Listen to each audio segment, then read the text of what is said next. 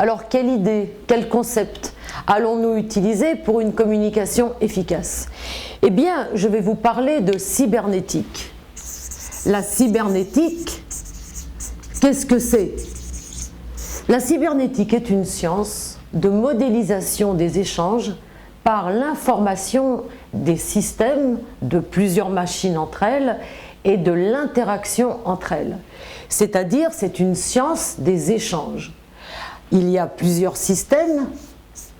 Qu'est-ce qu'un système? Un système, c'est une machine, ça peut être un gouvernement, une famille, une équipe. Mais là, au départ, la cybernétique était prévue pour des systèmes, pour des navires. Déjà, Platon utilisait le mot « kubernétiquer » pour parler du contrôle des systèmes. Mais contrôler comment? Gouvernement, gouvernail, gouverner, la racine est partagée avec le mot cybernétique. Eh bien, pour vous parler de communication, vous allez voir qu'il s'agit en fait de quelque chose de très simple. Il s'agit de régulation. Sur les navires, nous étions capables en 1800, 1759, 1800 de faire marcher des navires avec de la vapeur, mais il y avait un très gros problème, c'est qu'on n'arrivait pas à faire fonctionner un gouvernail qui pesait des tonnes. Il fallait des cabestans mus par des matelots. C'était très compliqué. C'est Joseph Farragut en 1859 qui va utiliser pour la première fois la cybernétique. Il a d'ailleurs été cité comme l'inventeur de la pratique de la cybernétique, et il a l'idée d'envoyer de la vapeur sur un piston, et le piston va faire marcher le gouvernail. Pour faire ça, nous avons une machine à vapeur avec du charbon, et la vapeur s'échappe. On a besoin de l'information de comment fonctionne le piston. La cybernétique ne s'intéresse pas aux composants des systèmes. La cybernétique s'intéresse au comportement global des machines, c'est-à-dire à comment fonctionne le système.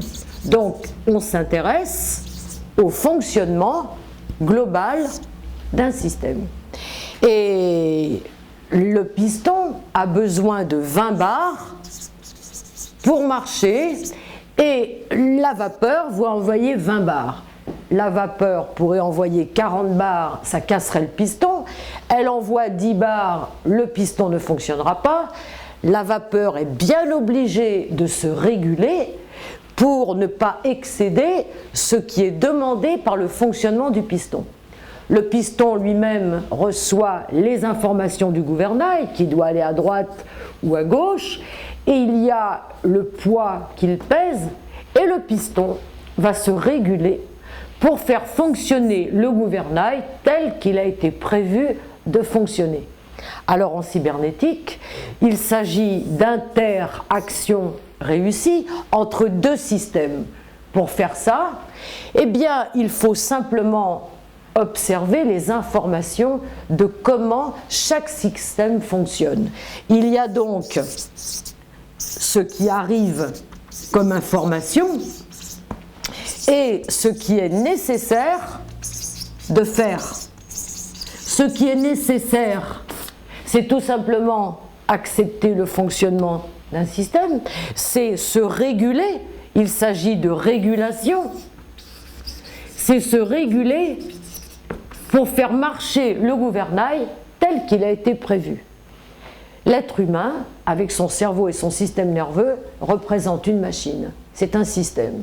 Si on veut que deux êtres humains s'entendent et une interaction réussie entre eux, eh bien, il suffit de rentrer dans un système pour chercher l'information. Quelles informations ? Eh bien, les valeurs, les croyances, les jugements, l'éducation, la morale, la religion. Chaque individu possède à l'intérieur de lui-même ses propres informations et sa propre manière de fonctionner. Nous avons des valeurs différentes. Si deux individus entre eux veulent s'entendre d'une manière efficace, nous allons chercher l'information de comment fonctionne ce système et on a besoin de se réguler. Autant la vapeur ne va pas juger le piston en disant que c'est nul de n'avoir que 20 bars, la vapeur n'a pas l'intention de changer le fonctionnement du piston. Le piston n'a pas du tout l'intention de changer le fonctionnement du gouvernail. Il n'y a que de l'acceptation, de la régulation. Quand on dit que la communication, c'est de la manipulation avec certaines techniques, c'est absolument le contraire de la définition scientifique de la cybernétique, puisqu'il s'agit d'acceptation, il s'agit sans jugement de flexibilité, d'adaptation, de régulation. Si j'ai ici un PC et j'ai ici un ordinateur Mac, si le Mac veut envoyer une lettre au PC, le Mac est bien obligé de se réguler et de transformer sa lettre en Word, sinon le PC ne pourrait pas l'ouvrir. Le Mac n'a pas la prétention de juger le PC et n'a pas l'idée de vouloir changer le fonctionnement du PC. Il y a simplement de la régulation, de l'acceptation entre plusieurs systèmes. Et ça va être le thème de la communication. Parce que si nous voulons entrer à l'intérieur d'un système, d'un être humain, d'un individu, nous allons chercher l'information de comment il fonctionne, ses goûts, ses habitudes, ses règles, ses croyances. Et là, eh bien, nous allons nous réguler sans aucun jugement.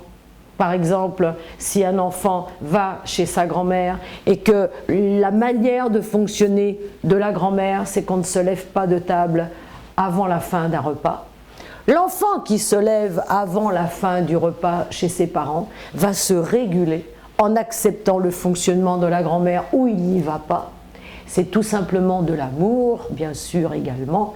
Il faut de l'amour entre tous les individus, ou de l'amitié, ou de l'entente, ou de la sympathie, ou du plaisir d'être ensemble. Alors une communication réussie, c'est tout simplement de la régulation et de l'acceptation de comment fonctionne un système. Qu'est-ce qu'il faut pour ça? De la curiosité, bien sûr, et de la créativité. Entrer dans un système pour chercher comment il fonctionne, c'est toute une aventure que je vous propose de traverser avec vous dans l'application pratique et les conséquences que ça va avoir si nous utilisons la cybernétique pour une véritable communication. À tout de suite.